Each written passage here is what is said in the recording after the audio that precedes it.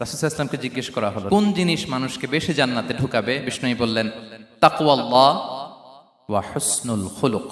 এক হচ্ছে আল্লাহর ভয়, আরেক হচ্ছে সুন্দর আচরণ। সুবহানাল্লাহ। তাহলে এই হাদিস থেকে বুঝলাম, যারা বেশি নামাজ পড়বে তারা বেশি জান্নাতে ঢুকবে, নাকি? নামাজ পড়তে পড়তে যারা কপাল কালো করে ফেলছে এরা ঢুকবে না? যারা হজ করতে করতে বড় হাজী সাহেব হয়েছে, জিকির করতে করতে হাতে 3-4টা তাসবিহ রেখেছে, তাদের কথা বলা হয়েছে। এগুলো নিঃসন্দেহে অনেক বড় আমল, কিন্তু সবচাইতে বেশি জান্নাতে প্রবেশ করাবে যে আমল, বিষ্ণু বললেন, এক হচ্ছে আল্লাহর ভয়, আরেক হচ্ছে সর্বোত্তম আচরণ। প্রিয় ভাইরা, ইসলামের মেজাজটাকে চিনে নেন, ইসলামের এসেন্সটাকে বুঝে নেন। আমরা ভালো আচরণকে গুরুত্ব দিতে চাই না।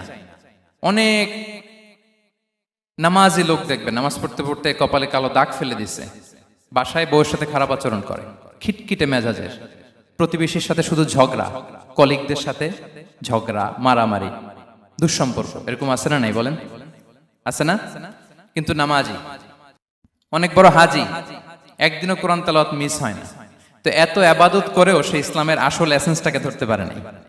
বিষ্ণু বললেন, সবচেয়ে বেশি জান্নাতে প্রবেশ করাবে যে দুটি আমল, একটি হচ্ছে তাকওয়াল্লাহ, আল্লাহর ভয়, আরেকটি হচ্ছে উত্তম আচরণ, সর্বোত্তম আচরণ। তো আমরা যেন উত্তম আচরণের অধিকারী হই। আমার স্ত্রীর সাথে যেন ভালো আচরণ করি, প্রতিবেশীর সাথে যেন ভালো আচরণ করি, ছেলে মেয়েদের সাথে যেন আমাদের অ্যাটিটিউডটা ভালো থাকে, আচরণটা ভালো থাকে, কলিগের সাথে যেন ভালো থাকে। বিশ্বনবীর আচরণ যেমন ছিল তেমন আচরণ যেন আমরা গড়ে তুলতে পারি। আওয়াজ করে পড়ুন আমিন।